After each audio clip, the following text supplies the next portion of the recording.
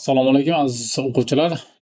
Bu videoni qilishning asosiy maqsad, bilasizlar, hozirgi kunda umuman o'quvchilar orasida endi ingliz tilini boshlagan yoki bo'lmasa anchadan beri o'qib qo'ygan o'quvchilarda doimiy tarzda qoladigan bitta muammo bor.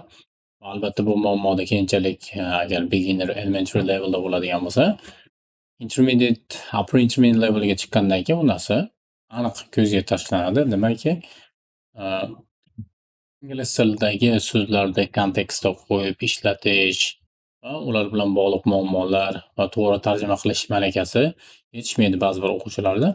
Shu shu turdagi o'quvchilarim uchun asosan bu video darslik mo'ljallangan. Ularga yaxshigina mashq bo'ladi degan umiddaman. Va ikkinchi turdagi o'quvchilar ham bor. Ya'ni o'qituvchisi yoki bo'lmasa o'zi yozgan daftariga 100 talab, 200 talab yozib qo'ygan so'zlari bor. Ularni yodlash uchun bir vaqt qilmaydi yoki vaqt qilsa ham erinib qoladi. 100 so'zni qachon yodlab olaman, necha marta takrorlashim kerak, oson yo'li bormi, lokal usuldan foydalanib, mnemonik usuldan foydalanib deb ko'p usullarni qidirib vaqtini o'tkazib yuboradi. Demoqchimanki, o'zi bu so'zlar yozilganiga 1 oy bo'ldi. 1 oy aytaylik 10 ta so'zni arang yodlagan. Demak, so'zlar yodlashda qiynalyapti. Mana shu o'quvchilarimni yodlash texnikasiga olib chiqish uchun asosan kerak bo'ladigan mashqlar bor. Birdaniga aytaylik maqsadi qat'iy qo'yilgan bo'lsa, bu o'quvchilarni bu so'zlarni yodlash qiyinchilik tug'dirmaydi.